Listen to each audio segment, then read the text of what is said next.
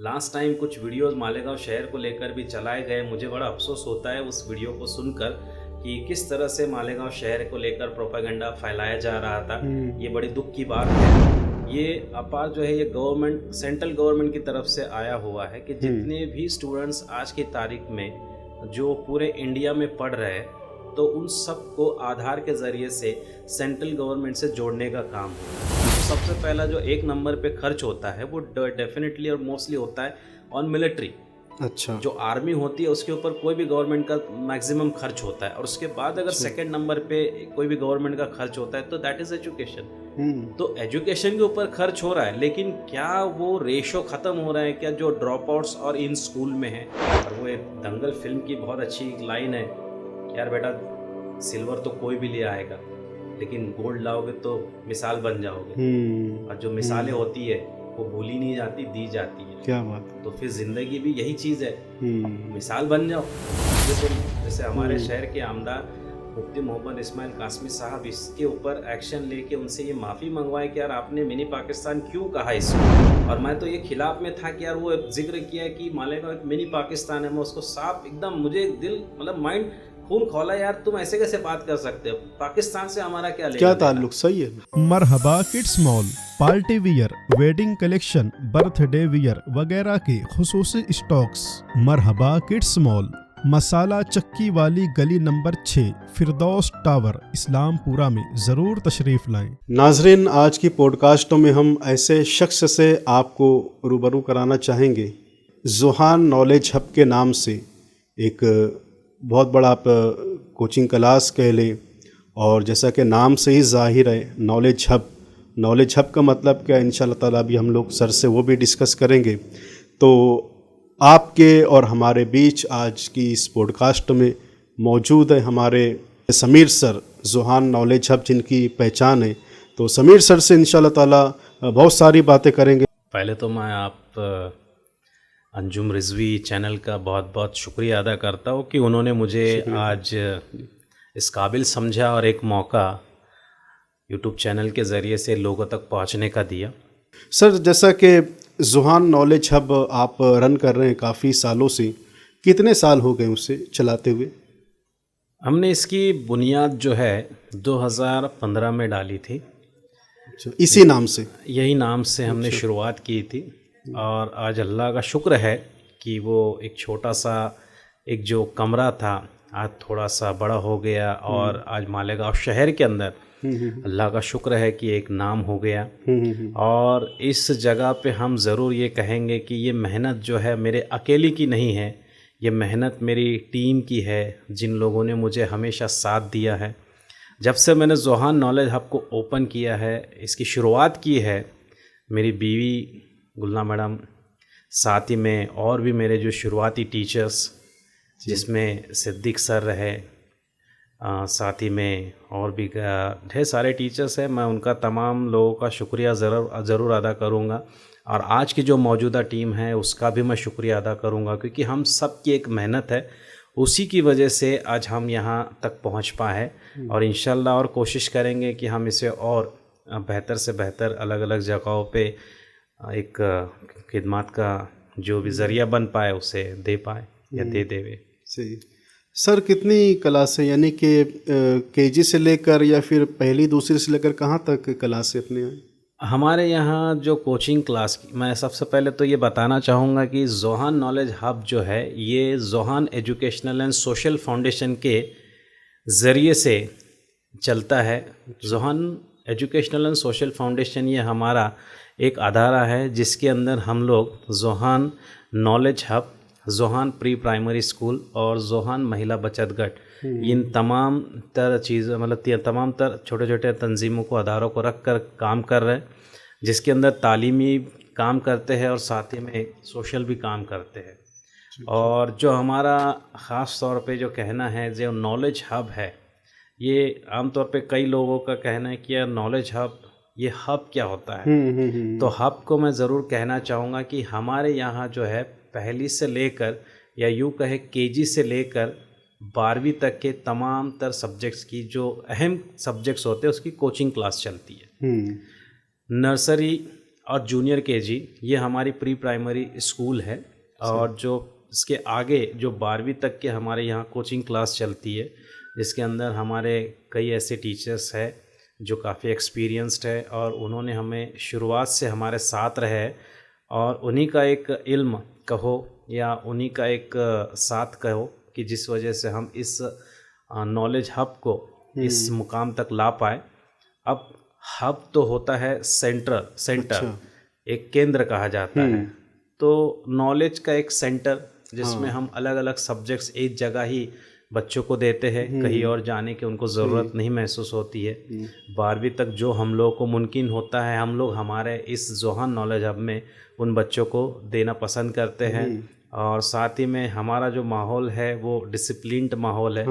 हम कभी भी कोई जगह पे है कॉम्प्रोमाइज़ नहीं करते हैं। फ़ीस को भी थोड़ा सा आगे पीछे कर लेते हैं, फ़ीस को भी हम लोग थोड़ा सा पेरेंट्स को सहूलत दे देते हैं। फ़ीस भी इतनी ज़्यादा नहीं रखते, बाकी जैसे कुछ सीनियर कोचिंग क्लासेस है उनके मुकाबले हम कोशिश करते हैं कि हमारे लिए जो सेंटर होता है या जो सेंट्रल हमारे लिए जो रहेगा वो स्टूडेंट होता है। सही। और स्टूडेंट के बाद उनके वालिदैन होते हैं कि उनका बजट क्या रहता है। तो उसके तहत ही हम लोग हमारे इस कोचिंग क्लास में उनका एडमिशन करते हैं।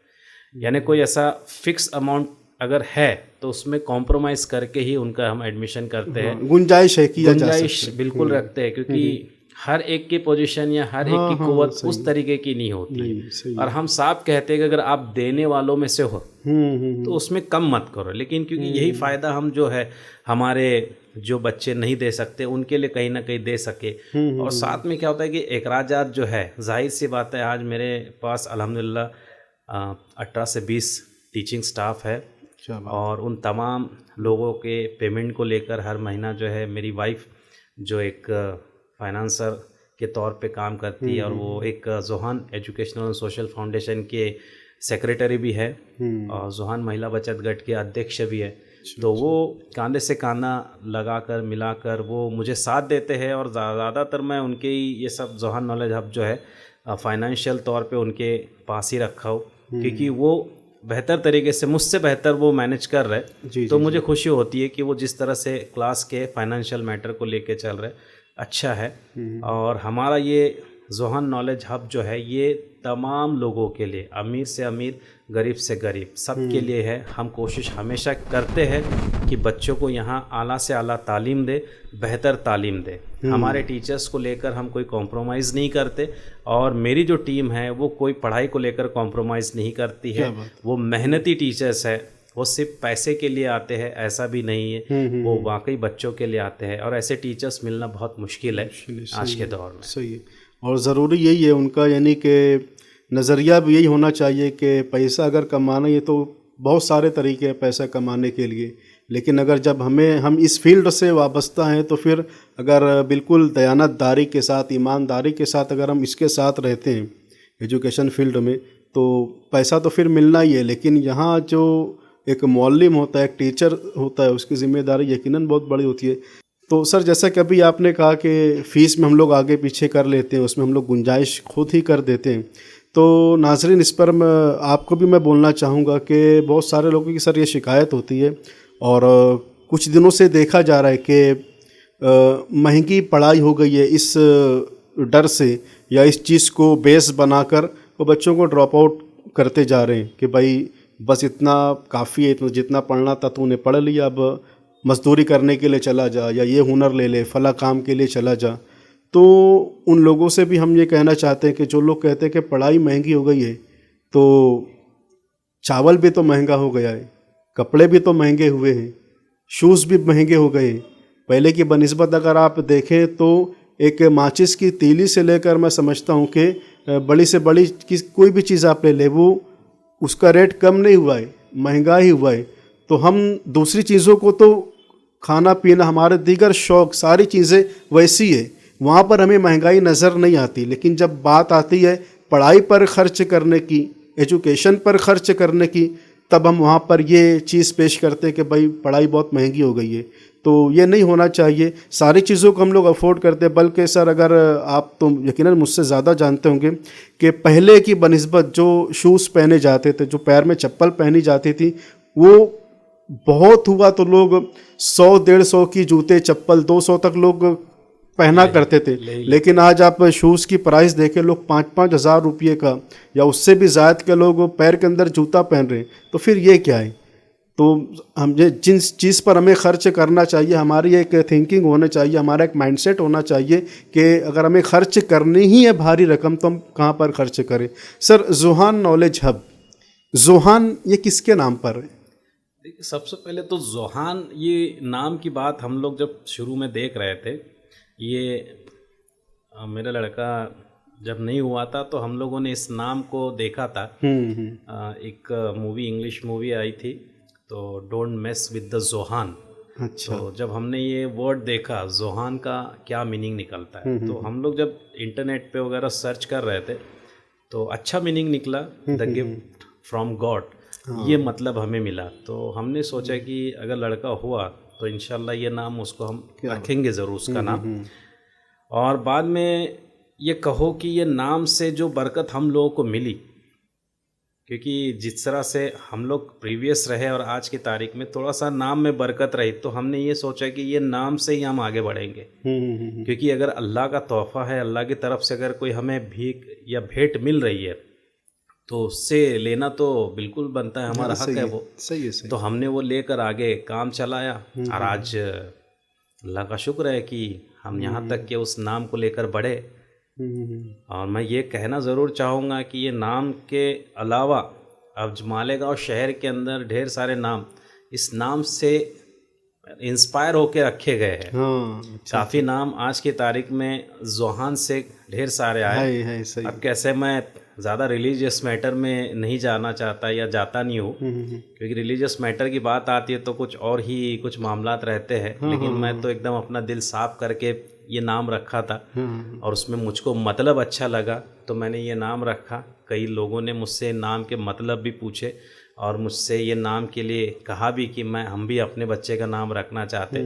तो हमें अच्छा लगता है कि जब कुछ ऐसे यूनिक नाम अगर आते हैं सामने और लोग रखते हैं तो मतलब के साथ ही नाम है। तो ज़ुहान वो स्वीट एंड सिंपल, बिल्कुल वो आसानी से अदा भी हो जाता है। ज़ुहान बिल्कुल बरकत वाला नाम भी है। जिस वक्त आपने रखा होगा तो बहुत कम लोगों के, चुनिंदा लोगों के नाम हो गए या फिर नहीं भी हो गए। अब थोड़ा सी कसरत इस नाम की नजर आई है, बहुत ज़्यादा, क्योंकि मुझे कई फ़ोन आते हैं कि सर ये मतलब, ये नाम का मतलब क्या है, हमारे लड़के का नाम रखना है। यहाँ तक कि अभी मेरी जो दूसरी लड़की है तो वो लड़की का नाम हमने आइजल रखा है। तो कई फ़ोन आते हैं कि आपके लड़की का नाम जो है आइजल, तो इसका मतलब क्या है। तो वो भी देखते हैं कि यार ठीक है, ये नाम अच्छा है तो हम हमारी लड़की के लिए भी ये नाम रखना चाहेंगे। तो हम मियाँ बीवी ने हमेशा एक बात सोची कि लड़का और लड़की के दोनों के नाम के मतलब एक जैसे। अच्छा। वो भी आइजल का भी हम लोगों ने जब मतलब सर्च किया तो वही आ रहा है कि गिफ्ट फ्रॉम गॉड, और ज़ुहान का भी वही मतलब आया। तो हम लोगों ने दोनों बच्चों का नाम ऐसा ही रखा है। और ज़्यादा लंबा नाम खींच के कुछ मतलब नहीं आता, क्योंकि दुश्वारियाँ बहुत सारी होती है डॉक्यूमेंट्स को लेकर। तो मैं नहीं चाहता कि ऐसे डॉक्यूमेंट्स में मेरे बच्चे परेशान रहे, तो मैंने नाम शॉर्ट में ही रखा है।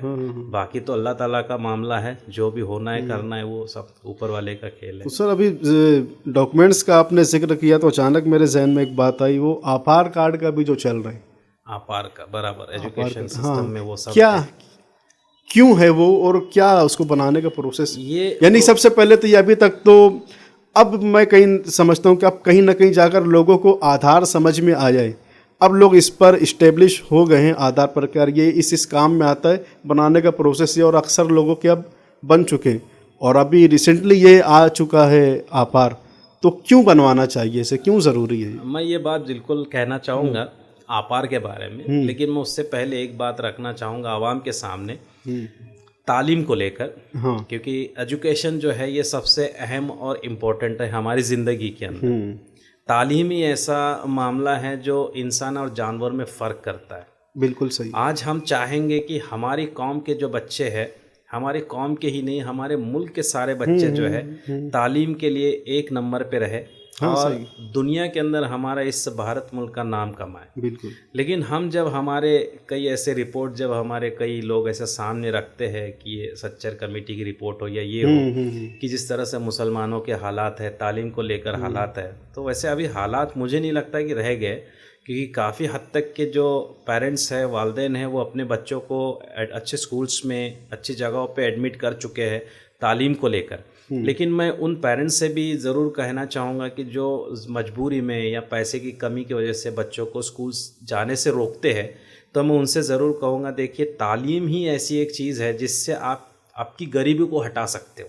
सही बात। आपकी इस माजूरियत जो ज़िंदगी भर पड़ी है, या आप जो माजूर बने पड़े हैं ज़िंदगी को लेकर, तो उससे आपको अगर दौड़ना है तो ये तालीम ही असल है। अगर आप अपने बच्चों के लिए आज थोड़ा वक्त दे देंगे तो इंशाल्लाह आपके बच्चे जो है आपको वो वक्त ला के दे देंगे जो आपने शायद ख्वाब में सोचा हो। क्या बात है, सही। तो आप तालीम के ऊपर ध्यान दें। क्या है कि बच्चों को जब हम देखते कि कोई होटल पे जाके काम कर रहा है, कोई पचरी कर रहा है या कोई और चीज़ कर रहा है, तो दिल दुखता है। लेकिन अब क्या होता है कि एक अकेला बंदा क्या क्या कर सकता है, क्या क्या देख सकता है।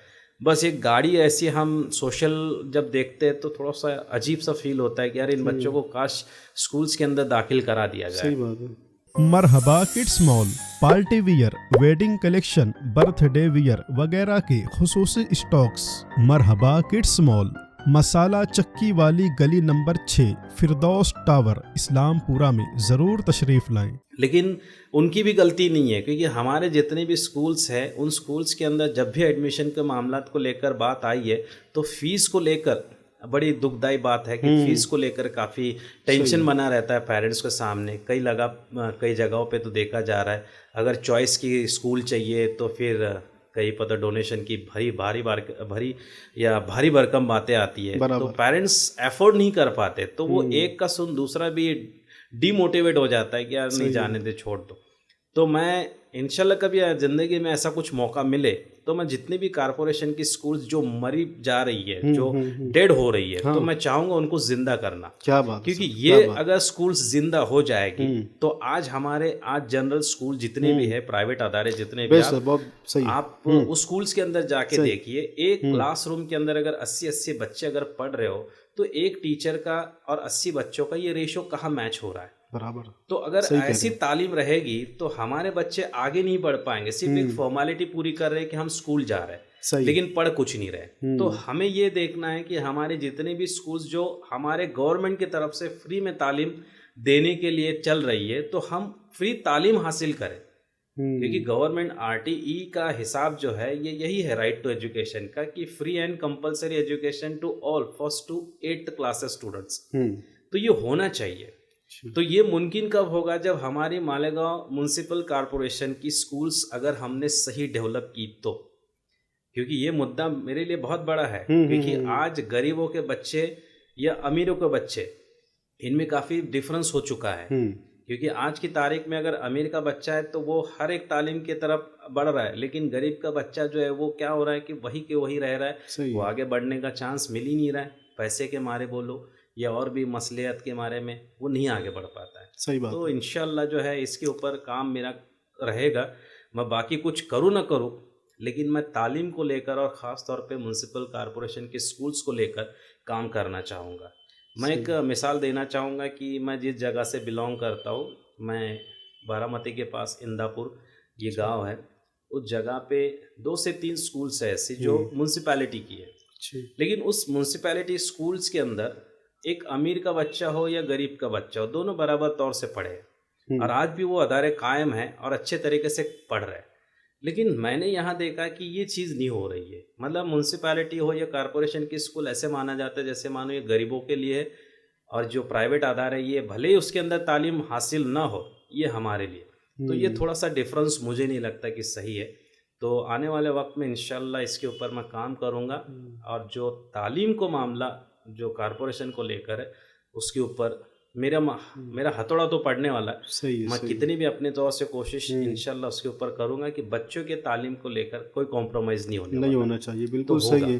और सर बहुत सारी और स्कूलें एक हैं। और बात भी ज़रूर कहूँगा कि जिन बच्चों को लगता है जो 10th में जा रहे हैं 12th में जा रहे हैं, जिन बच्चों को लगता है कि हमारी फ़ीस ज़्यादा होने की वजह से हम प्राइवेट कोचिंग क्लास नहीं ले पा रहे हैं या हम ये जगह पे नहीं पढ़ पा रहे हैं, तो मैं उन बच्चों से कहना चाहूँगा यू डोंट वरी, आप ज़ोहान में आइए, I will help you out. आपको 10th में अगर आपका प्रॉब्लम है लेकिन आप होनहार है, 12th में आप होनहार है, तो हम कहीं ना कहीं आपके लिए कॉम्प्रोमाइज़ करेंगे, आपको हम एडमिट करेंगे, कम से कम फीस में एडमिट करेंगे, लेकिन हम आपको पढ़ाने के लिए और आप पढ़ो इसका ज़रूर एक मौका हासिल करें। सही है, सही है। और यकीनन जो लोग भी इन बातों को सुन रहे हैं उन्हें ज़ोहान नॉलेज हब से ज़रूर जो है तो कुछ फ़ायदा हासिल करना चाहिए। जब एक दरिया हमारे सामने बह रहा हो, एक नहर जब हमारे सामने बह रही हो, तो जो उससे फैज़ ना उठाए तो फिर क्या ही कहने। हाँ, तो सर अभी अब अपार के बारे में हाँ, कहना चाहूँगा कि अपार जो है ये एक स्टूडेंट रजिस्ट्रेशन है एक तरीके से। अच्छा, ये अपार जो है ये गवर्नमेंट, सेंट्रल गवर्नमेंट की तरफ से आया हुआ है कि जितने भी स्टूडेंट्स आज की तारीख में जो पूरे इंडिया में पढ़ रहे हैं, तो उन सबको आधार के ज़रिए से सेंट्रल गवर्नमेंट से जोड़ने का काम हो रहा है।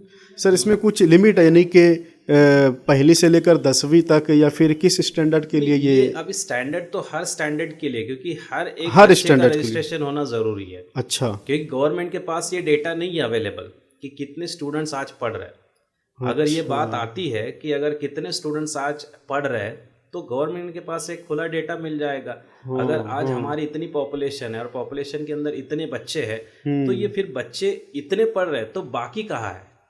तो जो ड्रॉप आउट्स हुए हैं, जो आउट ऑफ स्कूल है, तो आउट ऑफ एजुकेशन स्ट्रीम है, तो मुझे लगता है कि गवर्नमेंट शायद इसके ऊपर कुछ सोच रही हो कि इन बच्चों को भी जो आउट ऑफ स्कूल है उनको वापस लाया जाए, जो ड्रॉप आउट्स है उनको स्कूल में रेगुलर किया जाए। कहीं ना कहीं ऐसी बातें ज़रूर है, तो उसके ऊपर भी सोचना बहुत इम्पोर्टेंट है। यानी गवर्नमेंट अब जब डेटा ही उनके पास नहीं है तो फिर वो आगे का प्लान अपने कैसे पेश करेंगे? नहीं कर सकते। पहले वो डेटा ही मालूम करना चाहते हैं, उसके लिए कि उन तक डेटा पहले पहुंचो, उसके बाद फिर कोई प्लान उस तरफ से आएगा। कोई भी मुल्क का मामला जब लिया जाता है ना, तो सबसे पहला जो एक नंबर पे खर्च होता है वो डेफिनेटली और मोस्टली होता है ऑन मिलिट्री।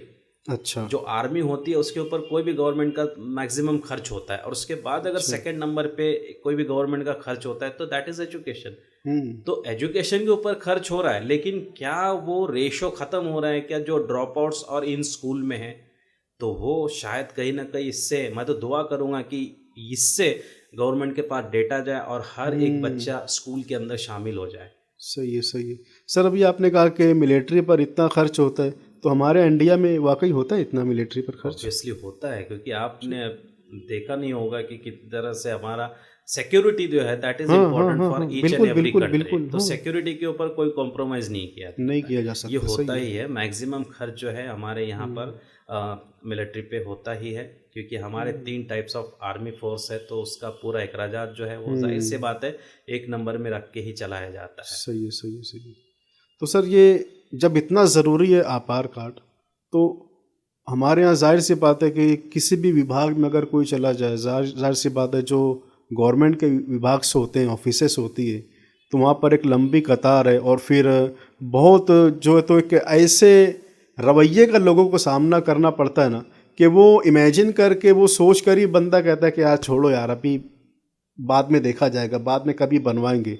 लंबी कतार है, फिर लोगों का ऐसा गलत रवैया है, और फिर चीज़ें ना समझना, उसमें सारी चीज़ें, सारे डॉक्यूमेंट्स मराठी में है, बहुत सारे यहाँ पर है जिनको मराठी नहीं आती, बहुत सारी दिक्कतों का सामना होता है, फिर कोई प्रॉपर तौर पर गाइड करने वाला नहीं है। इन सारी दिक्कतों को सामने रखकर लोग फिर हिम्मत आ देते कि भाई नहीं बनवाना है। तो इसका कोई प्रोसेस बता दे कि किस तरीके से, कौन कौन से डॉक्यूमेंट्स चाहिए बनाने के लिए, कहाँ पर बन सकता है? अब ये प्रोसीजर से बात, जैसे आपने एक मुद्दा इसमें छेड़ दिया कि एक मराठी में ज़्यादातर डॉक्यूमेंट्स होती है। देखिए हमारे मुल्क के अंदर जितनी स्टेट्स है, जितनी रियासतें हैं, हर स्टेट की एक अपनी लैंग्वेज होती है। हाँ। अब हर स्टेट की अपनी लैंग्वेज का मतलब होता है कि उस स्टेट के हर एक शख्स को वो लैंग्वेज आनी चाहिए।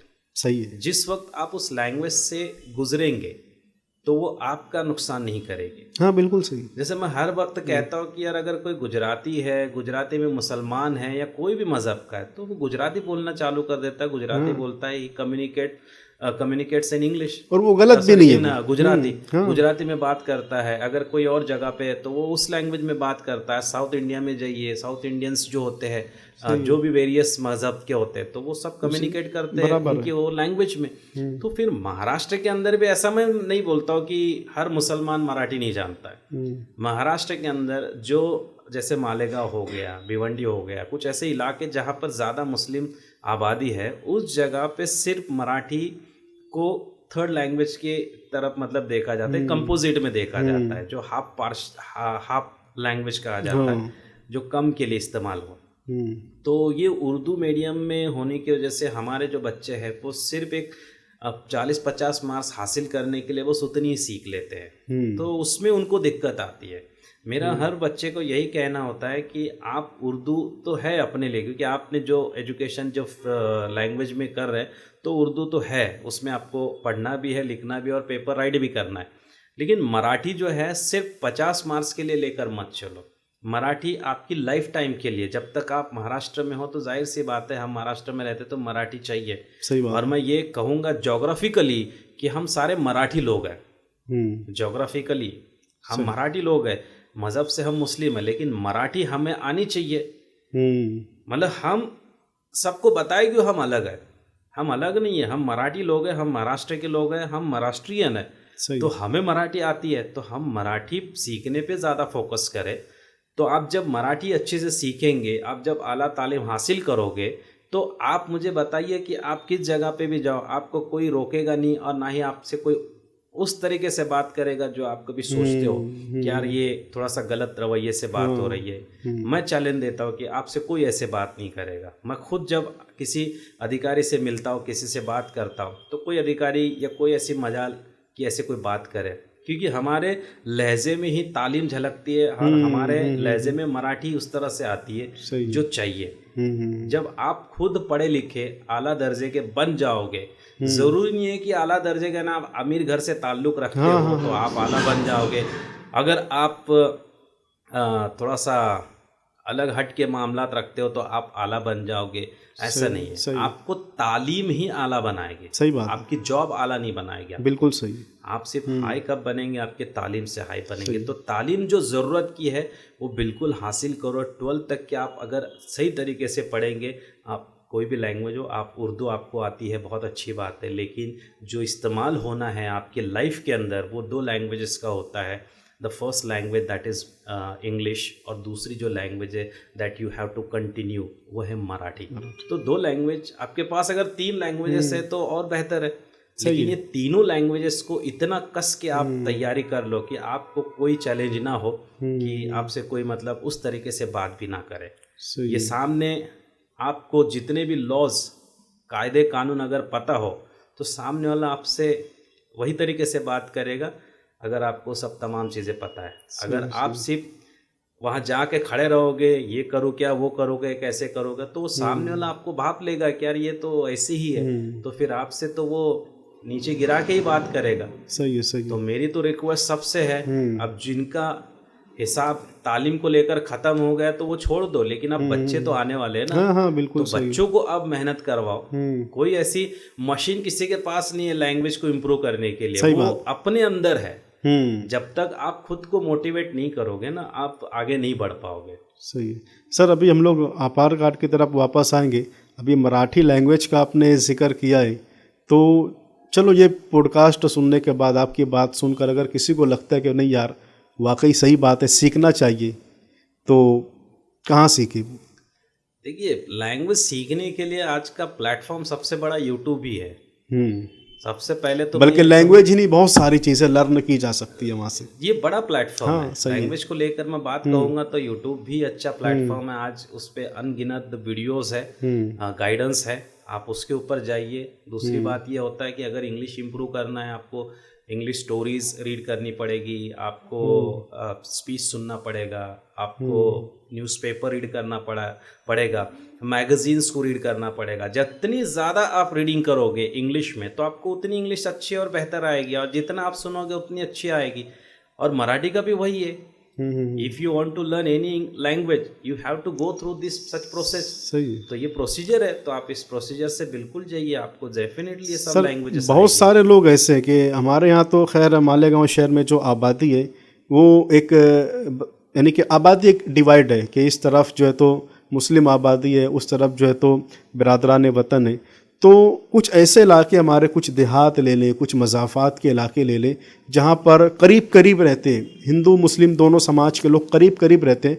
तो वहाँ जब आप किसी मुसलमान की लैंग्वेज सुनते हैं मराठी, तो फ़र्क करना मुश्किल होता है आम लोगों के लिए कि ये इतनी अच्छी मराठी बोल रहे हैं। हालांकि ज़ुबान तो किसी मज़हब की नहीं होती और ज़ुबान पर किसी मज़हब की तफरीक करना भी नहीं चाहिए, लेकिन वो इतनी अच्छी मराठी बोलते हैं। ना उन्होंने किसी कोचिंग को ज्वाइन किया है कभी, ना उन्होंने स्कूल से सीखी है। जब उनसे पूछा जाता है कि भाई इतनी अच्छी आपकी मराठी है, कैसे सीखी, कहाँ से सीखी, तो वो कहते हैं कि हमारा जो माहौल है, हमारा जो माशरा है, उसमें लोग यही भाषा बोलते हैं और उसी से हमने सीखा है। सही है, ये ज़रूरी है, क्योंकि आप जैसे यहाँ की मैं बात कर रहा हूँ तो यहाँ सा माहौल थोड़ा सा हटा के पल भर के लिए आप जो बिजनेस करने वाले लोग हैं उनकी देखो, जो व्यवहार करते हैं हाँ, बाजार वगैरह जो लोग करते हैं, तो उनकी भी लैंग्वेज देखो। मराठी वो लोग बोलते रहते हैं।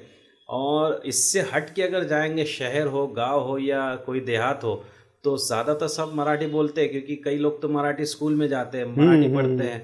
सही है। क्योंकि मकसद तो मराठी सीखना, मराठी में लर्न करना भी कई लोगों का होता है। आज मेरे कुछ दोस्त हैं जो काफ़ी अच्छे ओहदे पे चले गए, मराठी सीखे, एग्ज़ाम दिए, पुलिस में है, मिलिट्री में है, CRPF में है, यहाँ तक कि एनकाउंटर स्पेशलिस्ट में है। क्या बात। तो अच्छे और वो सारे मुस्लिम दोस्त हैं मेरे, तो सारे अच्छे ओहदे पे चले गए।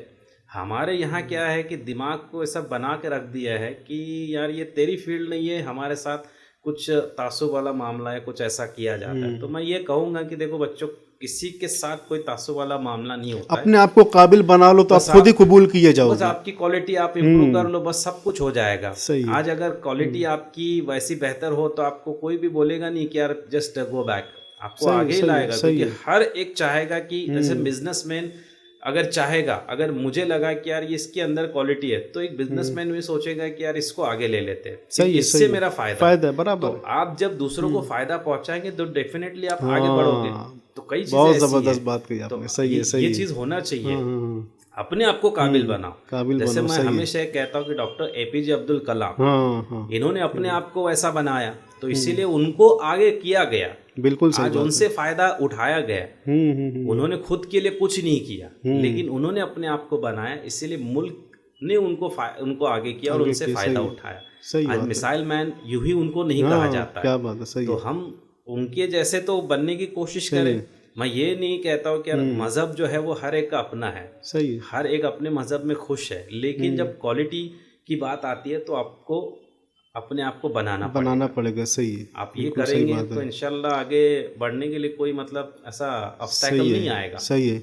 Missile man APJ Abdul Kalam की बात अभी आपने की, उनकी भी अगर लाइफ अगर कोई स्टडी करे, उनकी बायोग्राफी अगर देखे तो पता चलता है कि कितना उन्होंने स्ट्रगल किया है।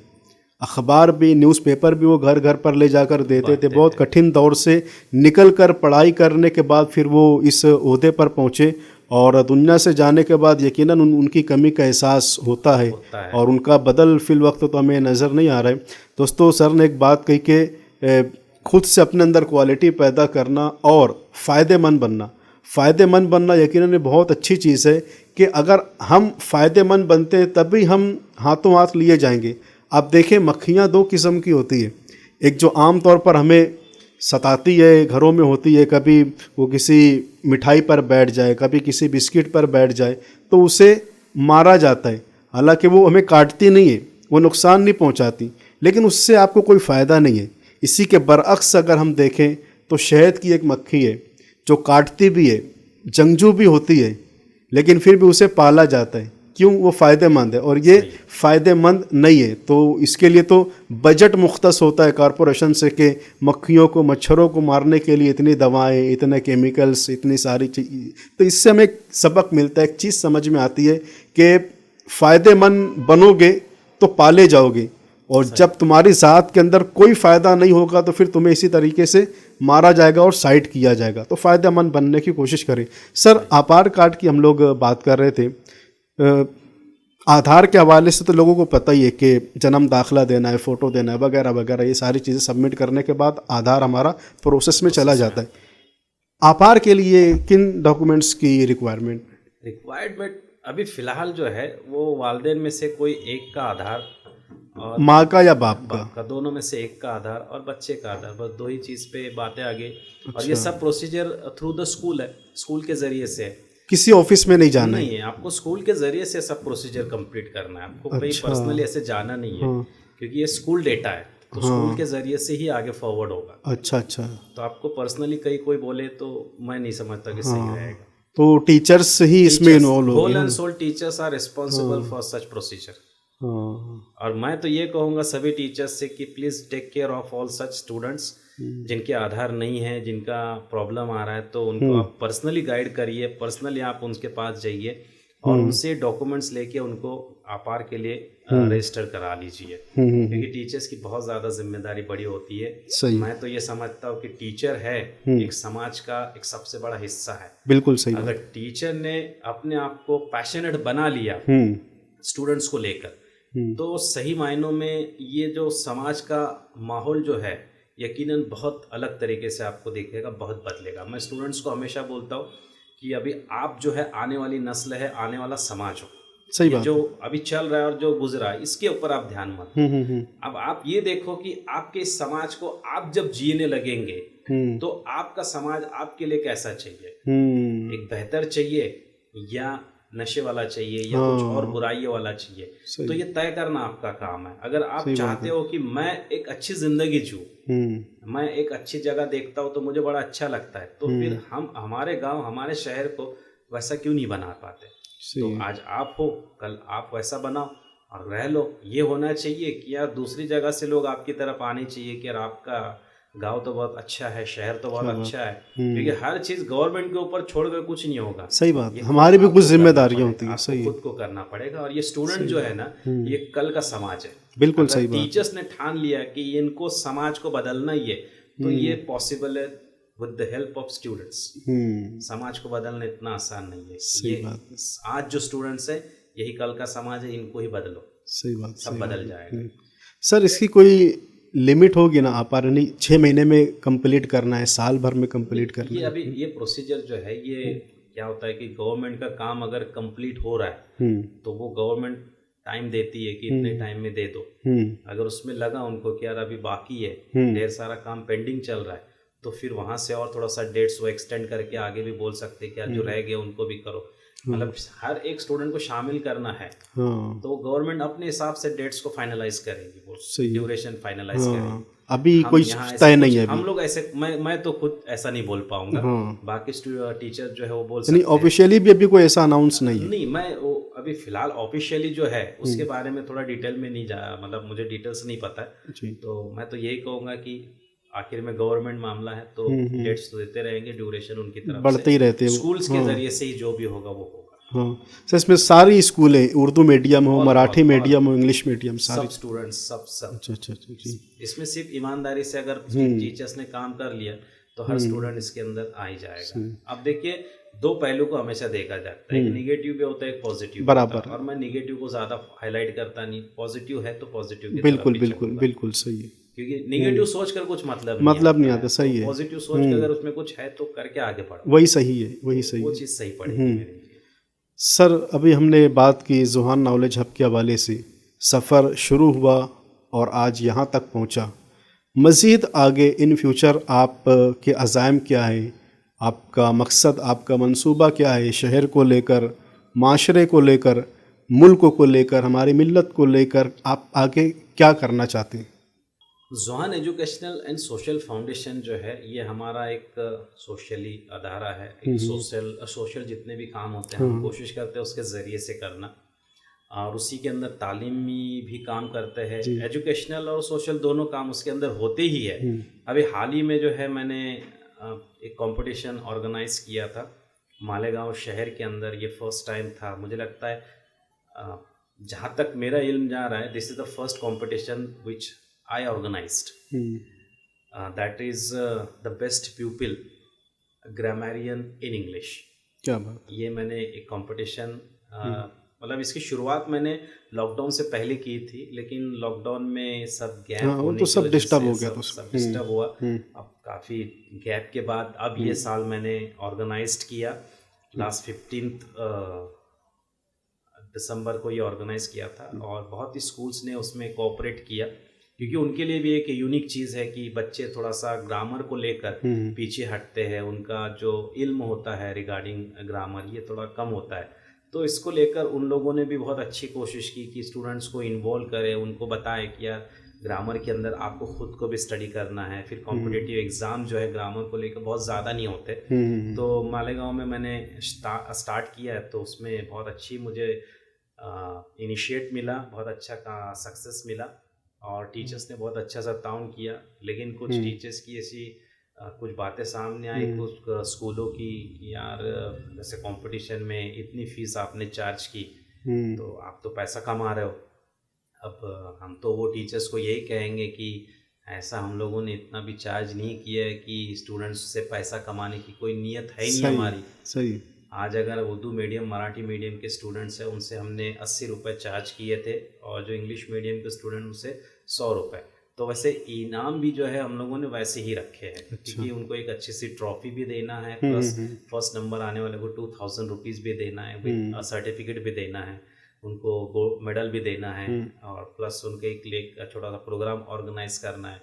ये अखराजात मुझे नहीं लगता है कि उसमें पूरे हो जाते हैं जो हम लोगों ने मतलब स्टूडेंट्स से लिए, और फिर इसमें हम लोग खुद के जेब से भी पैसा डालना होगा। सही। और कहा भी ये जाता है अगर मैं फ्री में दे दूँ लेकिन स्टूडेंट्स को वो वैल्यू नहीं आएगी। कोई भी चीज़ फ्री में दो तो किसी को वैल्यू नहीं होती है। बराबर है, सही। तो जब तक थोड़ा सा क्यों ना हो लेना चाहिए, हम चार्ज नहीं करेंगे तो उनके नज़दीक वो अहमियत नहीं रहेगी। फिर आज के बच्चों को जो है ना पैसे के मामले में कोई ऐसा इम्पोर्टेंस नहीं महसूस होता है, क्योंकि हमारे वक्त जब बात आती थी 5 पैसे से, मैंने जो देखा मेरा दौर तो 5 पैसे वाला देखा, 5 पैसा 10 पैसा, तो उसमें 1 रुपए भी मिल जाता तो बड़ी खुशी होती थी, और उसको खर्च करने के लिए 2 दिन तो कम से कम लग जाते थे 1 रुपए खर्च करने के लिए। सर कितने बच्चे इसमें पार्टिसिपेट किए होंगे? हाँ, तो इस कंपटीशन के अंदर मैं बात करूंगा, लेकिन थोड़ा सा ये पैसे को लेकर जो है मैं कहना ज़रूर चाहूँगा कि पैसे की अहमियत जो है स्टूडेंट्स की लाइफ में वैसी नहीं है। यानी ये सोचने वाली बात है ना, 1 रुपए को हम लोग 2 दिन तक चलाते थे, लेकिन आज क्या हो रहा है कि अगर टीचर्स आपने जैसे क्लास में या इसमें नहीं आया, ये नहीं किया, तो एक पेनल्टी लगती है, 50 रुपये हो, 20 रुपये, 30 रुपये या 10 रुपये क्यों ना, पेनल्टी लगती है। तो वहाँ बच्चे हाँ चल कोई बात नहीं है पेनल्टी जमा कर देंगे, लेकिन पेनल्टी जमा कर देंगे इसका मतलब आपको उस पैसे की वैल्यू नहीं है, क्योंकि पैसा जो लिया जा रहा है वो इसके लिए नहीं लिया जा रहा है कि वो अदारे को कमी पड़ रही है, कम है तो आपसे लिया जा रहा है। बिल्कुल सही है, बिल्कुल सही लिया जा रहा है कि आप इस डिसिप्लिन को माइंड करें, डिसिप्लिन से चले, तो जो आपके फायदे में कल रहेगा, तो उसके लिए वो चलता है। वो उनको एक पेन देना मकसद है कि ये पेन आप महसूस करें ताकि दोबारा ये गलती ना करें, भाई पैसा देना हो रहा है। पैसे की अहमियत जो है वो वाकई ये हो गया, जिनके लाइफ के अंदर पैसे की अहमियत खत्म हो गई है तो वो तालीम की तरफ ज़्यादा नहीं है। मैंने ये चीज़ को भी महसूस किया है कि अभी जैसे हाल ही में हम लोग देखते हैं कि इतने स्टूडेंट्स गाड़ी का इस्तेमाल, व्हीकल्स का इस्तेमाल कर रहे हैं, 2 व्हीलर्स का इस्तेमाल कर रहे हैं, फिर उसके बाद कोई तरतीब नहीं है, कोई तरतीब नहीं है सर, बिल्कुल बिल्कुल बिल्कुल। एक गाड़ी पे स्टूडेंट्स जो है 3-3 4-4 ये ऐसे चलते हैं, तो माँ बाप भी खुशी से उनको गाड़ी दे देते कि चल ठीक है स्कूल जा रहा है तो जा, लेकिन ये हम जो ज़रूरत उनकी पूरी कर रहे हैं तो उसमें हो क्या रहा है कि इन ज़रूरतों के ध्यान देते हुए बच्चे तो सिर्फ ज़रूरत को महसूस कर रहे हैं, लेकिन जिस मकसद के लिए भेज रहे हैं वो मकसद महसूस नहीं कर रहे। तो इसमें हो क्या रहा है कि ये बच्चे तालीम से दूर हो रहे और ज़रूरतों को अपना रहे, ऐशो आराम को पहले से अपना रहे। तो ये ऐशो आराम जब इनको मिल रहा है तो तालीम की अहमियत नहीं रह रही है। तो इसीलिए आज हमारा तालीम का जो परसेंटेज जिस तरह से ढसल रहा है या गिर रहा है, तो इसकी मेन वजह मेरी मालूम मतलब मेरे हिसाब से तो सबसे पहले यही है कि हमने स्टूडेंट्स को वह ज़रूरत मतलब जैसे कंफर्ट जोन दे दिया, और उस कंफर्ट जोन में जब वो आए हैं तो उनको तालीम की अहमियत नहीं समझ में आ रही है, उनकी ज़िंदगी तालीम से क्या हो सकती है वो नहीं समझ में आ रही। वो पल भर की खुशी को देख रहे लेकिन ज़िंदगी भर जो वो तालीम से लेकर खुश होने वाले उसको नहीं देख रहे। आज एक और चीज़ भी होती है कि देखिए कई ऐसे बच्चे जो खेड़े पाड़े से देहात से जो साइकिल पे आते हैं तो वो बच्चे कामयाब होते हैं, उसकी वजह ये है क्योंकि उनको ये लग रहा है कि यार मैं तालीम के लिए साइकिल चला रहा हूँ, मैं कुछ बनने के लिए साइकिल चला रहा हूँ, मैं कुछ बनने के लिए पैदल चल रहा हूँ, ये महसूस होता है उनको। उनकी उसकी एक आस लगी रहती है कि तालीम से मेरा क्या होगा आने वाला वक्त। आज वो तकलीफ से चल रहे हैं, लेकिन कल उनका फ्यूचर जो है वो बेहतर होगा। लेकिन जो बच्चे आज गाड़ी घोड़े पे चलना चाह रहे हैं, जो एकदम ऐशो आराम में चल रहे हैं, तो उनका मुझे नहीं लगता कि मुस्तकबिल ऐसा तगड़ा हो सकता है जो आज ये बच्चों का है, जो वो स्ट्रगल कर रहा है। और ये तो मेन बात है कि स्ट्रगल जब तक स्ट्रूडेंट अपनी लाइफ में नहीं करेगा तो वो आगे नहीं बढ़ेगा। अगर जब स्टूडेंट ही स्ट्रगल छोड़ देगा तो आगे कैसे जिंदगी में कैसे स्ट्रगल करेगा। तो ये तितली की एग्जांपल भी बहुत अच्छी है ना, जब वो ककून में रहता है, अगर आप चाहे कि यार उसको मैं आजाद करो और वो बटरफ्लाई जो है, वो तितली जो है आराम से उड़ जाए, ये भी नहीं पॉसिबल है। आप उसको हाथ नहीं लगा सकते। कभी अगर आपने उसने कोशिश कर दी तो उसकी ताकत खो जाएगी और वो जल्दी मर जाएगी। सही। तो इसीलिए स्टूडेंट भी कुछ ऐसा ही है, उसको कंफर्ट जोन में मत लाइए। पेरेंट्स को कहना यही है कि आप उसको जल्दी आपके कंफर्ट जोन में मत लाइए। आप ये मत सोचो कि मुझे जो नहीं मिला मैं मेरे बच्चे को दूं। आप ये मत करो, क्योंकि आप जो भी आप चाहते हो थोड़ा सब्र करो, उसका पीरियड आएगा भी उनका तालीम कंप्लीट कर लेने दो, लेकिन स्ट्रगल करके ही करने दो, ऐशो आराम में मत करने दो। और जो आप पैसा आज उनके ऊपर खर्च कर रहे हो उसको सेव करो। जब उसकी तालीम मुकम्मल हो जाएगा, जब उसको हायर एजुकेशन लेने की जरूरत पड़ेगी तो आप यही पैसा उसके हायर एजुकेशन में लगा दो। लेकिन आज उनको कंफर्ट जोन से बाहर निकालो, ऐशो आराम वाली जिंदगी से बाहर निकालो और उसको स्ट्रगल करने दो। लाइफ के अंदर जब तक आप स्टूडेंट लाइफ में स्ट्रगल नहीं करोगे आप कुछ अचीव नहीं करोगे। दैट इज माई एक बोले जाएंगे ना कि just it is a very hard line for everyone. Hard है ये। स्टूडेंट्स को, कुछ स्टूडेंट्स को लग रहा है यार ये सर क्या बोल रहे हैं कि कंफर्ट जोन से बाहर आ जाओ, गाड़ी घोड़ा सब छोड़ दो। मैं कहूंगा छोड़ दो। आपको अहमियत तभी समझेगी जब आप ये चीजें सब छोड़ देंगे। आप होटल्स में बैठना छोड़ दो। आज स्टूडेंट ने होटल में नहीं बैठना चाहिए। सही है, गलत काम हो रहा है आपसे। सर बाकायदा आप होटल में बैठने की बात कर रहे हैं तो सुनने वालों को तो ये लगेगा कि भाई होटल में बैठे चाय पीने के लिए, लेकिन नहीं, ऐसा नहीं है। वो होटल में चाय पीने से अब 4 कदम आगे बढ़कर बाकायदा पीरियड्स बंक करके आज स्मोकिंग के कितने सारे वीडियोस हम लोग देखते हैं व्हाट्सअप वगैरह पर कि वो छोटे छोटे बच्चे ही हैं, बहुत ज़्यादा उनकी उम्र भी नहीं है, और वो बाकायदा स्कूलों से निकल कर किसी ऐसे पॉइंट्स पर जाकर बाइक चलाकर कुछ ऐसा स्टंट करके वो सिगरेट वगैरह पीते हैं। सारी चीज़ें ये स्टूडेंट्स का हाल है। सर एक प्रॉब्लम हमारे ये भी है कि न पेरेंट्स ये उनको एहसास दिलाते हैं, न खुद से इस चीज़ को सोचते हैं कि हमारी ज़िंदगी का कोई गोल होना चाहिए। अभी मैं स्टूडेंट लाइफ में हूँ, अभी मैं तालीमी सफ़र जारी है, आगे मुझे बनना क्या है, उनको यही नहीं पता होता। जब पेरेंट्स से अगर आप कभी किसी सवाल करो कि भाई रिज़ल्ट तो अच्छा आ गया है, मार्क्स अच्छी है, क्या इरादा है आगे, तो उनके भाई अभी सोचा जाएगा, अभी तो हमने तय नहीं किया है, अभी जब 9वीं हो जाए 10वीं हो जाए उसके बाद क्या आता है, उसके बाद सोचेंगे। उसके बाद ये सोचेंगे कि इसके साथ करना क्या है, काम धंधे से लगाना है या अपने बिजनेस की लाइन में लेना है या फिर मज़ीद आगे पढ़ाना है, और पढ़ाना है तो क्या पढ़ाना है ये कुछ उनके नज़दीक नहीं है। जबकि हम दूसरी तरफ कहीं दूसरे समाज में देखते हैं तो वहाँ तो शुरू से बचपन से लेकर उनकी तरबियत, उनके साथ माहौल ही वैसा शेयर किया जाता है कि बेटा आगे तुझे ये बनना है। अब उनके माइंड में ये चीज़ होती है कि जब इसको ये बनाना है तो इसके साथ लैंग्वेज किस तरीके से रखा जाए, इनके साथ बर्ताव किस तरीके से रखा जाए ताकि आगे इसकी हेल्प हो सके। तो सर गोल किस तरीके से सेट किया जाए, क्या इनका गोल होना चाहिए, पढ़ रहे तो क्या, ये थोड़ा सा बताएं कि वो चीज़ जहन में रहे इनके। Marhaba kids mall party wear, wedding collection, birthday wear वगैरह के खुसूसी स्टॉक्स। मरहबा किड्स मॉल, मसाला चक्की वाली गली नंबर 6, फिरदौस टावर, इस्लामपुरा में जरूर तशरीफ लाएं। बातें इसके अंदर देखी मैंने जी, मैं महसूस करता हूँ हमेशा। पहली बात तो ये है कि मेरी जिंदगी तालीम से सुधर नहीं पाई, तो मैं दूसरों को जब सलाह दूंगा ना तो ये दूंगा यार पढ़ लिख के क्या होगा। हाँ, अब ये माइंड जो सेट हो चुका है, एक निगेटिव माइंड मैं कहता हूँ इससे। बराबर। मैं पहला तो ये कहना चाहूंगा कि तालीम आप हासिल कर रहे हो तो ये इसलिए नहीं कर रहे हो कि आप नौकरी हासिल करो। तालीम आप इसलिए हासिल करते हो कि आपको दुनिया अच्छे से समझ आए और आप जिंदगी बेहतर तरीके से जीने का रास्ता खोजो।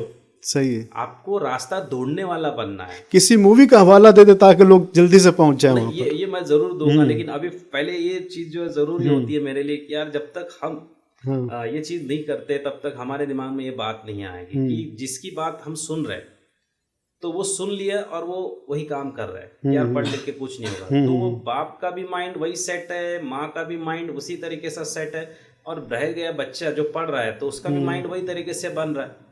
तो वो माइंड जो निगेटिव सेंस में जा रहा है तो वो आगे पॉजिटिव की तरफ बढ़ नहीं पा रहा है।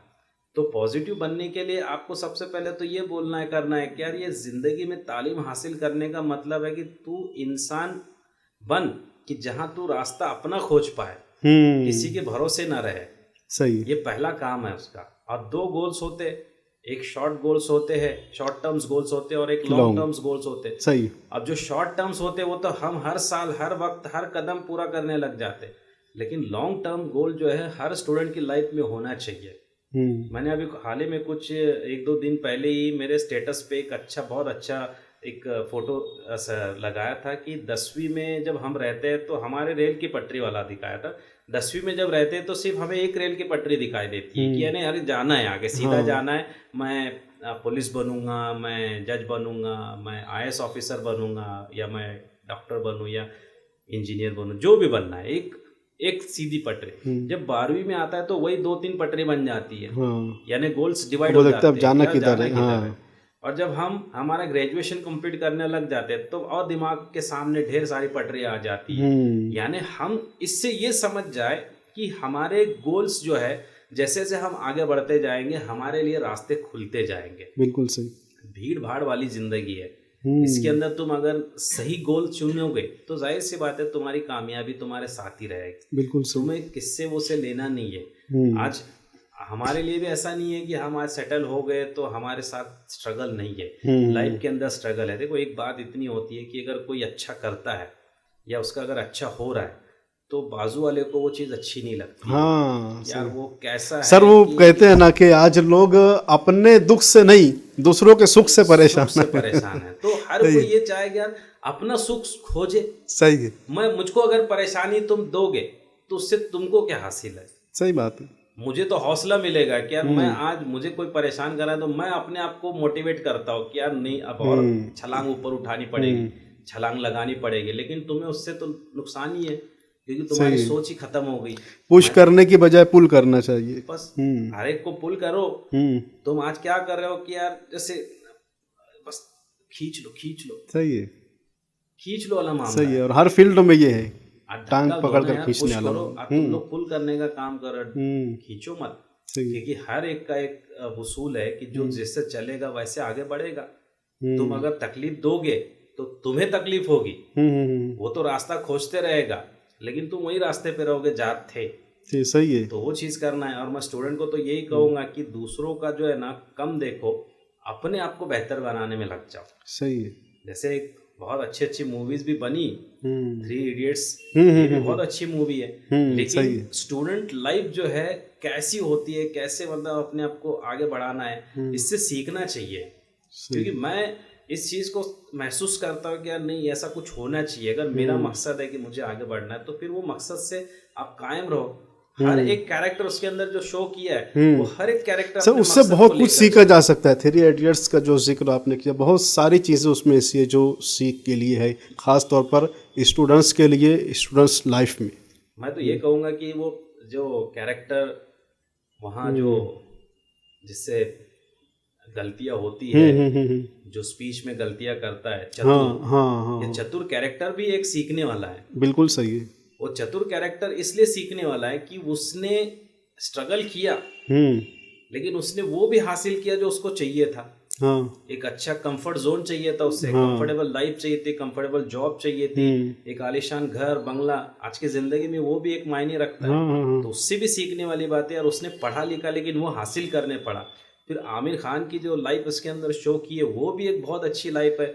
मतलब एक स्कूल नहीं जा रहा था बच्चा, वो किसी के नाम से अगर स्कूल जाता है यानी उसकी एक लगन पढ़ाई को लेकर, तो वो इतना जीनियस बन जाता है कि वो सबका मतलब सब उसको ढूंढने लग जाते हैं। सही है, सही है। हर एक कैरेक्टर को जांचो और कुछ ना कुछ आप भी वैसे ही हो, आप उसी कैरेक्टर में एक और उसकी वो जो लाइन है मैं समझता हूँ कि हर किसी के लिए और हर दौर में काम आने वाली है कि कामयाब होने के लिए नहीं बल्कि काबिल बनने के लिए काबिल पढ़ो। होने के लिए पढ़ो। सही है। क्योंकि कामयाबी तो वैसे ही फिर आप काबिल बनोगे तो आएगी। और पीछे मैंने आएगी, पहले जो सही है। शुरू में बात कही कि अगर आप काबिल बनते हो तो आपका कोई बाल बाका नहीं करेगा, आप थोड़े से परेशान हो जाओगे लेकिन आप दौड़ोगे जरूर। सही है। क्योंकि आज की तारीख में गधे और घोड़े दोनों हैं। गधे सही को क्या काम दिया जाता है, जब तक उसके ऊपर कोई चीज लादी नहीं जाती गधा आगे नहीं बढ़ता है। हाँ और घोड़ा ऐसा है बस उसको इशारा मिल जाता है कहाँ से कहाँ दौड़ जाता है। सही है। तो ये चीज है। और आज की तारीख में स्टूडेंट्स को तो घोड़ा बनना है, बिल्कुल गधा सही। बन के रहोगे जब तक कोई लादेगा नहीं, मैं चलूंगा नहीं, वो गलत होगा यार।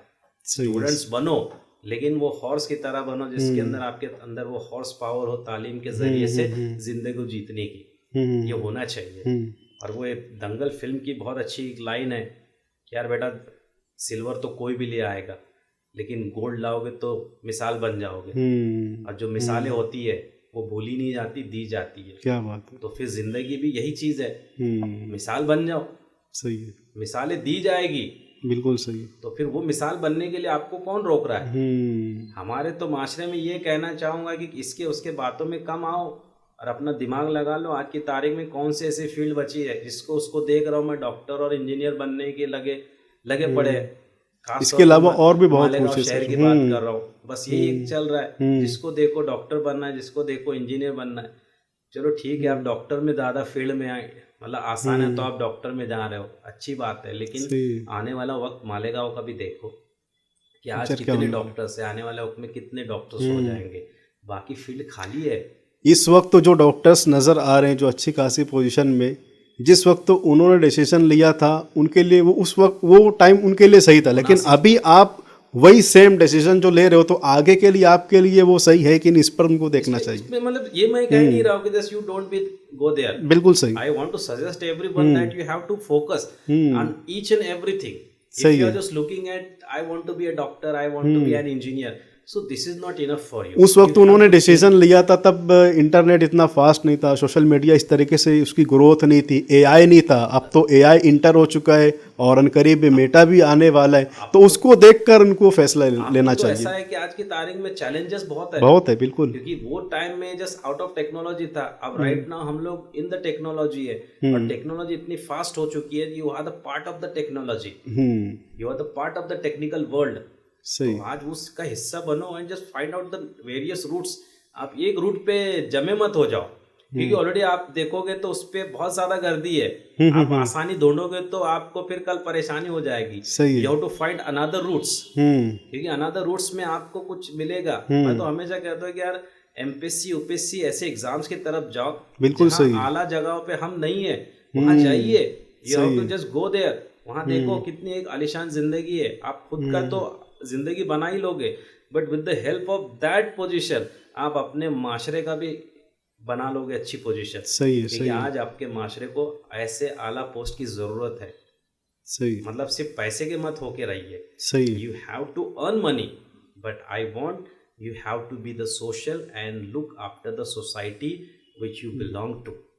क्या बात यानी है। आप उसमें शामिल हो ना, आप जिसमें आए हो उसको पहले सुधारो। और ये भी नहीं कहूँगा कि जिस पोस्ट पे आप जाओगे तो आपका माइंड जो है वो हमेशा अनबायस्ड होना चाहिए। आपके लिए मज़हब के तरफ देखने का वो मामला मैं नहीं कह रहा हूँ। मैं ये कह रहा हूँ कि जस्ट हम ह्यूमन बींग्स हैं, आपके पास सामने जो भी हो आप उनके साथ रहो।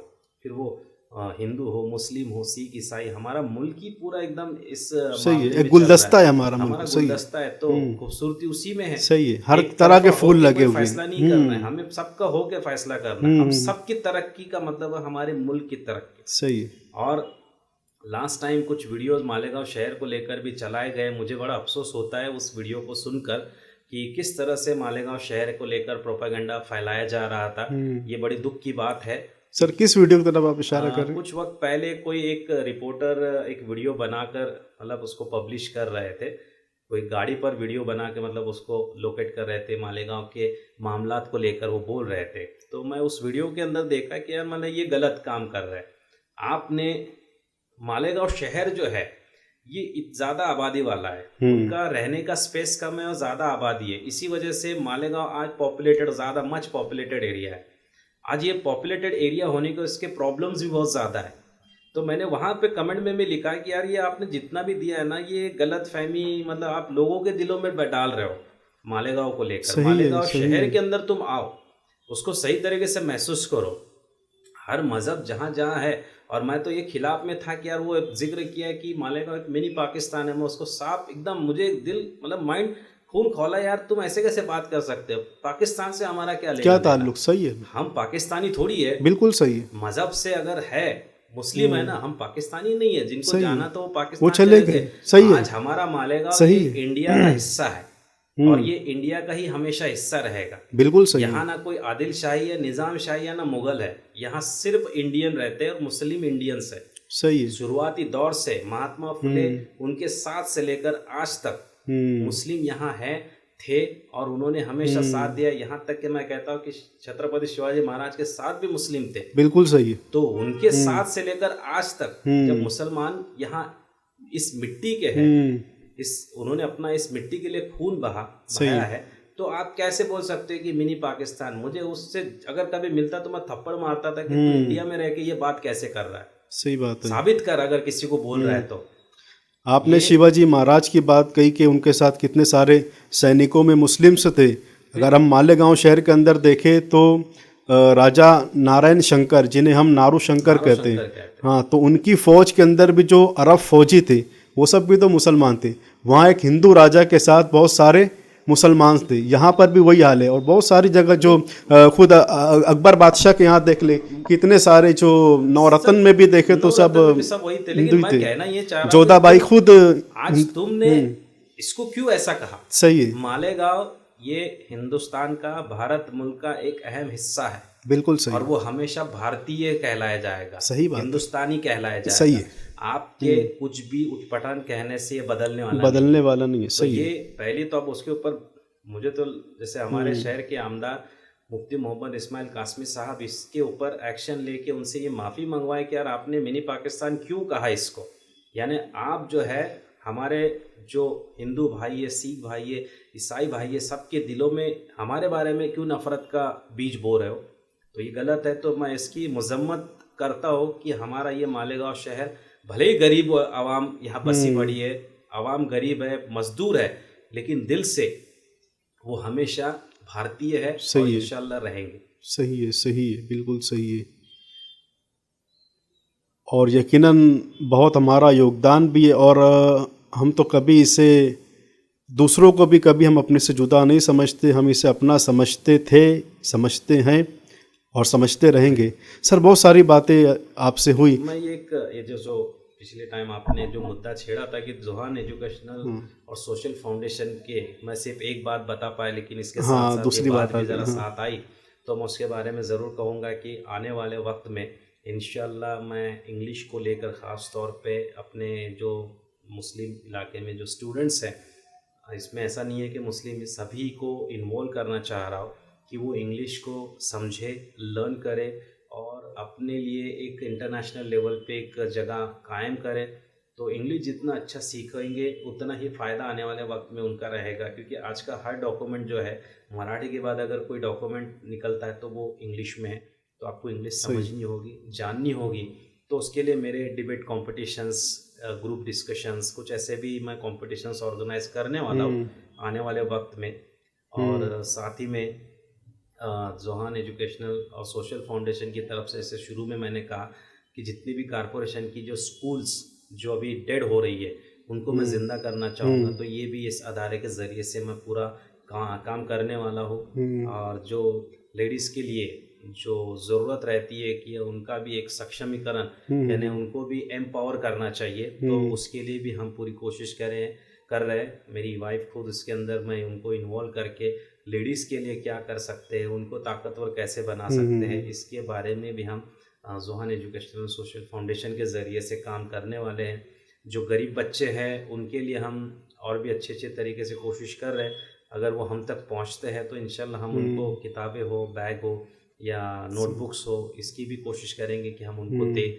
बस इसमें होता ऐसा है कि एक अकेला सब जगह नहीं पूर पाता है। बिल्कुल तो सही मैं हमारे जो शहर के बड़े बड़े लोग हैं उनसे भी मैं ये गुजारिश करूँगा कि आप जोहान एजुकेशनल सोशल फाउंडेशन का एक हिस्सा बनिए, थोड़ा आपकी तरफ से भी इस अदारे की तरफ ध्यान दीजिए, जी, थोड़ा फाइनेंशियली उससे भी स्ट्रॉन्ग कीजिए। आपके जो एक रहता है डोनेशन वगैरह जो रहेगा उसको भी आप दीजिए, जिसमें आप खुद इसका हिस्सा बनकर गरीब आवाम को, गरीब आवाम को तो नहीं कहूँगा, लेकिन गरीब जो स्टूडेंट्स हैं उनके लिए आपका योगदान जो है कल के बेहतर मालेगांव के लिए बेहतर तरीके से हो जाए, तो ये अल्लाह ताला की बड़ी बिल्कुल हमारे सही लिए बात हो जाएगी अगर उसकी तरफ से कुछ आपके दिलों में बात आती है। सही है।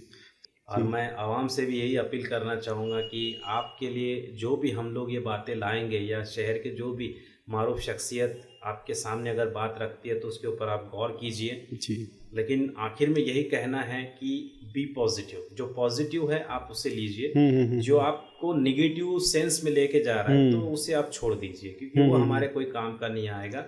उससे सिर्फ सीखना होता है, उसके दिमाग में नहीं होता। मैं यहाँ तक के करता हूँ, कोई अगर मुझको डिस्करेज करता है कि अगर मैं कुछ अच्छा काम करने जा रहा हूँ, उसमें अगर मुझे कोई बोलता है कि यार ये अच्छा, तो अगर कोई ऐसा बोलता है ना तो मैं उसका साथ छोड़ना बेहतर समझता हूँ। क्यों? क्योंकि अगर वो तू जिंदगी में कुछ नहीं कर पाया तो मुझे वो सलाह मत दे जो तू नहीं कर पाया, तो मैं वो सलाह लूँगा कि जो मुझे करना है। भले मेरा 1 रुपए का नहीं, 5 पैसे का फायदा हुआ तो भी मेरे लिए काफी, क्योंकि मुझे दिली खुशी होनी चाहिए, मैं माइंड से खुश होना चाहिए, क्योंकि मैं तुम्हारे इस बहकावे में नहीं आ पाऊंगा। अगर नेगेटिव बात जो कर रहे हैं ना उनसे हट जाओ, पॉजिटिव बातों की तरफ चलो और किताबों को जितना ज्यादा हो पढ़ो, बस इतना करो, रीडिंग करो और अखबार को रीड करो, क्योंकि अपडेट लेते रहो अपनी लाइफ के अंदर। सिर्फ मैं ये नहीं कहूँगा कि आप उर्दू अखबार पढ़ो, आप उर्दू अखबार के साथ इंग्लिश अखबार पढ़ो, मराठी अखबार पढ़ो, क्योंकि नॉलेज आपको हर तरीके से लेना पड़ेगा। क्योंकि एक ही तरीके का अखबार पढ़ोगे तो एक तरीके की ही खबरें आपके पास आएगी और आपको यूनिक खबरें लेनी है, आपको रिपोर्ट्स यूनिक लेनी है, क्योंकि आपको हमारे इस भारत मुल्क में सही तरीके से अगर समझ के रहना है तो हमें हर तरीके की अपडेट लेना है। कोई हमारे ऊपर उंगली नहीं उठाना चाहिए। बिल्कुल सही है, क्योंकि अगर कोई उंगली उठाएगा तो उसका जवाब आपके पास होना चाहिए, क्योंकि बातों का और आपके सोच का जवाब ही सबसे बेहतर होगा। सही बात। ना यहाँ तलवार ना बंदूक ना कुछ नहीं चलेगी, यहाँ कलम की ताकत जो होती है ना बहुत बड़ी ताकत होती है। बिल्कुल सही है। तो उसके लिए उसके ऊपर ही आप फोकस करो तो बेहतर है। और तालीम एक ऐसा आपके पास हथियार है जो आप हर जंग जीत सकते हैं। सही सर, बहुत सारी बातें एजुकेशन के हवाले से हो गए, थोड़ा सा हम लोग अब हटकर पर्सनल लाइफ की तरफ आना चाहेंगे। सर, स्पोर्ट्स में आपको दिलचस्पी है, किसमें? स्पोर्ट्स में दिलचस्पी तो बहुत थी, कॉलेज टाइम में थी। अच्छा, स्कूल टाइम में थी। तो कैसा गुजरा सर कॉलेज लाइफ? मैं तो पहले स्कूल टाइम मुझे बहुत याद आता है, कॉलेज टाइम तो बाद में, लेकिन स्कूल टाइम बहुत याद आता है मुझे। ये याद आता है कि स्पोर्ट डे चल रहे थे, मैं हर एक कंपटीशन में जीतता गया, कई 10-12 कंपटीशन जीते, 10-12 सर्टिफिकेट जब देने का टाइम आया तो मैं एक के बाद एक सर्टिफिकेट लेने के लिए उठ रहा था। लेकिन ऐसा हुआ कि एक सर्टिफिकेट पहले जैसे लिया और दूसरे सर्टिफिकेट देने के लिए गया तो धप से गिर गया। मतलब ये खुशी थी मेरे लिए कि यार मैं अचानक एक सब चीज़ें एकदम अचानक से 10-12 सर्टिफिकेट्स एक टाइम में, और मेरे मुकाबले और कोई था नहीं कि इतने ढेर सारे सर्टिफिकेट्स ले, तो गिर गया मैं। वो इस चीज़ का एहसास है कि यार खुशी जो है ना पता नहीं कहाँ से कहाँ ले जाती है। कभी इंसान को गिरा भी देती है और कभी इंसान को उड़ा भी देती है। तो वो बहुत बढ़िया मतलब मामला रहा, मेरे वाकया रहा लाइफ में, हमेशा वो याद आने वाला है। दूसरा किस्सा मुझे, जब हम लोग 10वीं में थे 10th क्लास में, मैं एक और बात ज़रूर इसके अंदर शामिल करना चाहूँगा। मेरी स्कूल जो है, मेरे स्कूल का नाम न्यू इंग्लिश स्कूल है। न्यू इंग्लिश स्कूल सिर्फ नाम के लिए इंग्लिश स्कूल है, लेकिन टोटली मराठी स्कूल। रयत शिक्षण संस्था की ये एक ब्रांच है इंदापुर में, और उसमें बहुत बढ़िया मुझे मतलब महसूस हुआ। जो मैं चैलेंज के साथ कहता हूँ, आज टीचर्स का पगार इतना हो गया, सब हो गया, लेकिन वैसी पढ़ाई और वैसा जो नज़्म था वो शायद ही कोई स्कूल में रहेगा। हमारे टाइम में 2000 में हम लोग पढ़ रहे थे, तो उस वक्त हमारे टीचर्स हमारे लिए इतनी मेहनत लेते थे। एक क्लासरूम में सिर्फ 40 या 45 मतलब 40 स्टूडेंट रहते थे, ज़्यादा भी नहीं थे। तो 40 स्टूडेंट्स और हम 40 के 40 ऐसे रहते थे, भाई बहन जैसे रहते थे, एक दोस्त। मतलब ऐसा लगता ही नहीं था कि हम स्कूल में हैं, हमें ऐसा लगता था कि हम घर से उठे दूसरे घर में आ गए। इतना अच्छा महसूस होता था। हमारे टीचर्स हमारे जब पिटाई करते थे तो बहुत अच्छा लगता था कि यार टीचर्स मार रहे तो बहुत अच्छा है, क्योंकि आज वो नहीं मारते तो शायद हम जिंदगी को नहीं समझ नहीं पाते समझ थे। और पाते, आज अगर सही। टीचर ने एक बच्चे को अगर मारा तो वो पहले सोचने लगता है कि बाहर मिलो, देखता हूँ, मैं हाँ, इसको बुलाता उसको बुलाता। हुआ ये भी, गलत, होता भी, अब होता ये है गलत ऐसे ही। काम होता है। स्टूडेंट ने ऐसा नहीं करना चाहिए। टीचर कोई किसी का दुश्मन नहीं होता है। टीचर जो सही है है। वो आपको सुधारने में लगा रहता है। तो जब वो टीचर हम लोग इतना धोते थे, इतना पीटते थे, तो हमको बहुत अच्छा लगता था कि बाद में थोड़ा गुस्सा रहता था टीचर्स को लेकर, लेकिन बाद में महसूस होता था कि यार कितना बेहतर है।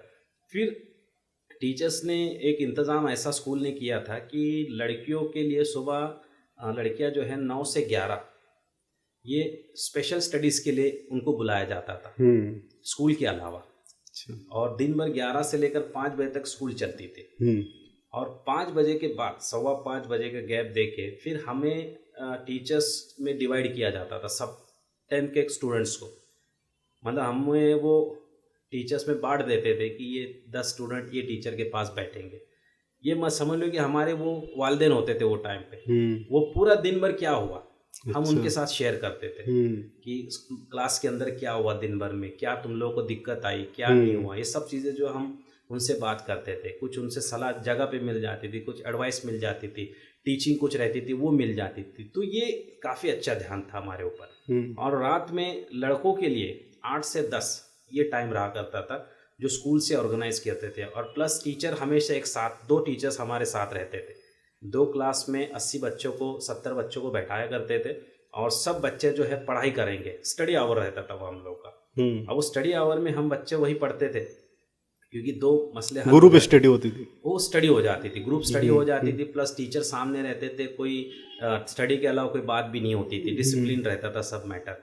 और हम लोग तो इतने खुश रहते थे हमारे स्कूल से कि यहाँ तक कि हमारा बोरिया बिस्तरा तक हम स्कूल में रखते थे। अच्छा। हम लोग स्कूल में एक बार अगर गए तो स्कूल से घर नहीं जाते थे, हम लोग वही सोते थे स्कूल में। क्या बात है। कभी कभी तो इतना एंजॉय करते थे कि एक दिन तो ऐसा हो गया, रात में एक अमावस का दिन था। अब स्टूडेंट्स टू लाइफ तो वो अलग ही रहती है। तो हमारा ग्राउंड बहुत बड़ा है। मुझे लगता है कि आज की तारीख में मालेगांव शहर के अंदर कोई ऐसा बड़ा ग्राउंड नहीं है जो हम लोगों ने एंजॉय किया वो ग्राउंड। इतना बड़ा ग्राउंड, इतना बड़ा ग्राउंड। तो ग्राउंड पे हुआ ऐसे कि अब अमावस्या दिन फिर जरा दोस्तों में तो चलता है चक्कर मक्कर, थोड़ा सा स्टोरीज वगैरह चालू हो गई। फिर अचानक से एक चीज़ हवा में उड़ रही है, ज़मीन पे रेंग रही है, उड़ रही है, रेंग रही है। तो सब स्टूडेंट्स टेंशन में, हॉरर फील होने लगा। एक तो पहले कहानी इतना सुन रहे, कहीं भूत तो नहीं सामने। धीरे धीरे एकदम सब डरने लगे यार करना क्या, भाग जाओगे क्या करो। फिर आगे आखिर में जब वो धीरे धीरे चीज़ सामने आई तो पता चला कि यार वो प्लास्टिक थी जो उड़ रही थी, नीचे आ रही थी। तो वो वाकया मतलब मेरे जितने भी दोस्त शायद अगर इसको सुनेंगे तो भी याद करेंगे कि यार ये बात जो कह रहा है बाकी मतलब कितनी टाइम तक वो चला होगा, यानी कि सामने आने में क्या है वो बहुत मुश्किल से कटा होगा। हम लोग बहुत परेशान हो गए थे। और फिर स्कूल जो था वो हमारा घर था। और यानी बोर्डिंग स्कूल नहीं था, लेकिन आप लोग उस तरीके से रहते भी थे। हम लोग को बहुत अच्छा लगता था और आज भी वो स्कूल याद आता है। वो आज हालांकि नया बिल्डिंग वगैरह बन गई, वो पुरानी स्कूल तोड़ दिए, लेकिन वो स्कूल जो हमारे दिल में बसी है उसको तोड़ नहीं पाते। स्कूल का टाइम यही रहता है कि वो दिल में बसाने वाली रहती है। और हम लोग पढ़ाई करने के लिए मतलब हमारे घर में खाने पीने के लिए सिर्फ जाते थे, बाकी पढ़ाई करने के लिए एक तो स्कूल रहता था और स्कूल के पीछे पूरा प्रीमाइस खाली रहता था, मतलब खेत खलियान था। तो दिन भर सारे हम लोग वहाँ रहते थे। तो पढ़ाई के मामलात में हम लोग कोई कॉम्प्रोमाइज़ नहीं करते थे, पूरे दिन भर वही रहते थे। तो ये जो माहौल है, ये आज के जो यहाँ के स्टूडेंट है, मैं चाहता हूँ कि यार बहुत मिस इस चीज़ से बहुत दूर। और सर जैसा माहौल आप बता रहे हैं कि स्कूल थी और स्कूल के पीछे खेत खलियान था, तो ऐसे माहौल में किसी भी चीज़ पर फोकस करना और भी ज़्यादा आसान हो जाता है। इसलिए कि अगर अराउंड अगर बहुत सारी चीज़ें अगर हो तो वो कभी इधर मुतवज्जे होगा, कभी इधर उसका अट्रैक्शन बढ़ेगा, कभी इधर डिस्टर्ब करने वाली चीज़ें कम होती है देहातों में और खेत खलियानों में। तो तालीम की तरफ या जिस चीज़ पर भी वो मेहनत करते हैं उधर फोकस होना लाजमी होता है। सर थोड़ा सा खाने वगैरह में कुछ खास कुछ ऐसा है जो पसंद करते हैं आप? Marhaba kids mall party wear, wedding collection, birthday wear वगैरह के खुसूसी स्टॉक्स। मरहबा किड्स मॉल, मसाला चक्की वाली गली नंबर 6, फिरदौस टावर, इस्लामपुरा में ज़रूर तशरीफ लाएं। खाने में क्या है, मैं जो है ना शुरू से एक बात सीखा हो कि खाने में कोई कॉम्प्रोमाइज़ मत करो। खाना तुम जब तक स्टूडेंट हो तुम्हें खाना कैसे मिलेगा पता नहीं है। कल अगर तुम्हारे हिसाब से खाना नहीं मिला तो तुमको परेशानी हो जाएगी। मैं मेरे बच्चे को भी यही बोलता हूँ कि बेटा जो खाना पका है ना, जैसे भी पका है फरमाइश मत कर, जो पका है उसकी आदत डाल खाने की। जहाँ पका है खाने की आदत डाल ले। अगर आज की तारीख में अगर फरमाइश के तौर पे अगर सोचेगा मुझको ज़िंदगी भर ऐसे ही खाना, ऐसा पॉसिबल नहीं होता है। तो खाने के मामले में हमें कोई नाटक नहीं करना है, जो मिला बस पेट भरना है और अपने काम में लग जाना है। सही। और मेरी अगर पर्सनली कभी ख्वाहिश रही कि यार मैं ये कोई स्पेशल डिश की बात करूँ तो मुझे तो बिरयानी बस पसंद है कि यार वो एक खाने में अच्छा मज़ा लगता है। चिकन बिरयानी बहुत अच्छा लगता है। तो ये है एक आइटम जो खाने के लिए मैं सोचता हूँ हमेशा। क्या बात। लेकिन जनरली खाने में तो सबको यही सलाह मिलती है कि नखरे मत बताओ। हाँ, जो खाने में नखरे बताएगा भूखा मर जाएगा। सही है। तो नाज़रीन, देखा आपने, बहुत सारी बातें हमने समीर सर से की है, बहुत कुछ हमने भी उनसे सीखा है। यकीनन आपको भी उनकी सारी बातों को सुनकर बहुत सारी सीख मिली होगी। तो पॉडकास्ट को यहीं पर हम लोग ख़त्म करते हैं। दीजिए इजाज़त, तब तक के लिए अपना और दूसरों का बहुत ख्याल रखें। मिलते हैं फिर अगली पॉडकास्ट में। अस्सलामु अलैकुम वरहमतुल्लाहि वबरकातुहू।